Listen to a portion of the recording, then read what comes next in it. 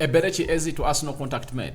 Arsenal have gone ahead to make contact with Eberechi Eze, and they want him to obviously sign for the club of Arsenal. And they really have some good history together. If you've really gone ahead, obviously make some good research about Eberechi Eze. At the age of 13, that's when Arsenal released him, and he went to Fulham and Reading before he obviously came in through and really blossomed the side of Brentford. Welcome to the Rokani Media Football. How are you guys, and who are you watching us from? First video of the day, and more is yet to come onto this beautiful YouTube channel. Continue to subscribe because we want to hit the milestone of 27,000, because we're having 26,000 subscribers, and maybe by the end of the summer transfer window we will be clocking 30,000 subscribers, right? So let's obviously get into this Eberechi Eze story. We are covering Eberechi Eze only today, and Man City were shocked in the morning, as they really knocked out by Al Hilal, the Saudi Pro League. And I was talking to someone and told him that Nzagi gave Man City hard time in the final of 2023, where Man City won that final by 1-0 scored by Rodri. And this time around, he was not at Inter Milan. He was not at Inter Milan. He was at a side known as Al Hilal, and it shows you that he packed the bus likes of Koulibaly's, and Man City were knocked out in there. So in 2024. This is team news antics. We know he's really a fly in the wall for the club of Arsenal. He told us that I've been told by two unconnected people,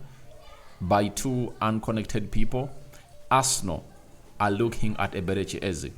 I know loads of people at the club like him.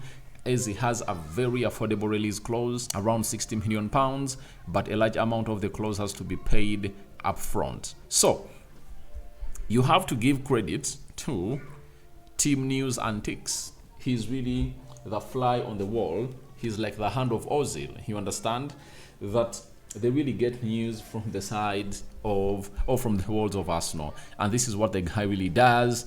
And he went ahead and broke this story, and it really went ahead to happen that way. Now, Fabrizio Romano yesterday told us that Arsenal have made contact with Eberechi Eze's camp over the weekend. Contacts are taking place for Crystal Palace star, with Arsenal informed on deal details. Tottenham remain also keen for this deal.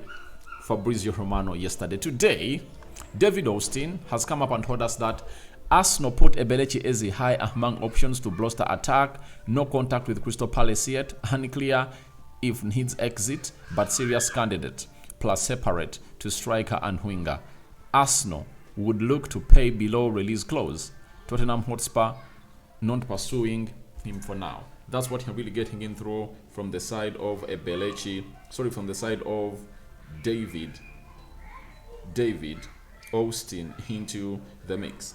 So David Austin, he's a very good guy when it comes to getting what we call first-hand information about players, especially in the top tier leagues. That is David Austin for you. So hand of Ozil has also had something to say about this deal, and I felt like it's important.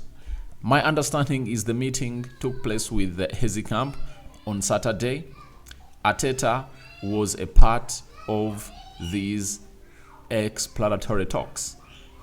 I am yet to be told personal terms are agreed, or we have approached Crystal Palace. Until we do, advise caution until a serious move is made for now. So why are people asking themselves that Arsenal hasn't gone ahead to talk to Crystal Palace? The answer is simple. The guy we are talking about, who goes by the name of Eberechi Eze, has a release clause whose triggering time has come to pass. So if a player has a release clause, you don't need to obviously go outside there and talk to the people or talk to the club. All you have to do is convince the player. After convincing the player, you'll obviously go to the club and tell them, I've gone ahead to agree personal terms, and I want to trigger the release clause of this player. That's how things really work. So For Eberechi Eze, that's why Arsenal are really contacting his camp, because they want to deliver to him a message that we want to sign you and we want to really take you. So let's agree on the personal terms. When everything is done and dusted, we'll obviously run to the side of Crystal Palace and see to it that we take it to the next level into the mix. So that is Eberechi Eze for you. Now, a release clause of £60 million is what is included in his contract, but Arsenal want to pay. They don't want to obviously meet that release clause at once, meaning that they might go into conversation with the side of Crystal Palace like they did with Real Sociedad on Zubimendi, because for Zubimendi, 60 million euros release clause, Arsenal were like, we are not paying it at once. And guess what happened? Arsenal found themselves in a position of really getting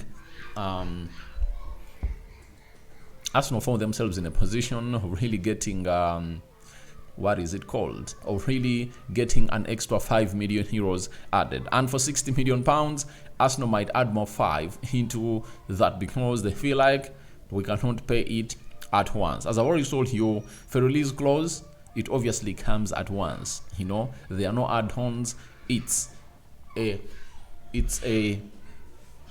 huge bunch of money that comes in through at once to see to it that all goes on to well as planned. So that is Eberechi Eze for you, and Arsenal have gone ahead to make contact. Now, Eberechi Eze started at Arsenal, you understand, and that is really one of the moments that people would want to see, when he was into that shirt of Arsenal at the Hell End Academy, and when he's holding this shirt of Arsenal when he has gone ahead to prove himself. But you'll ask, where is Arsenal bringing him in? They are not considering him as a left forward or right forward.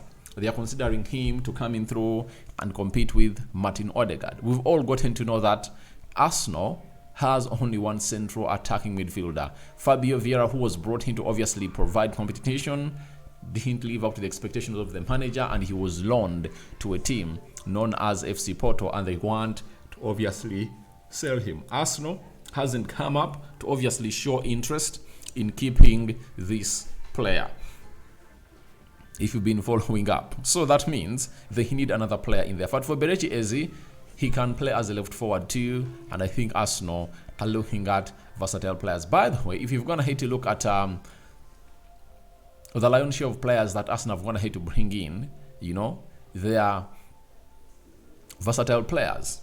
Norgard, he can play as a number 6 and number 8. Zubimendi, he can play as a number 6, number 8 and 10.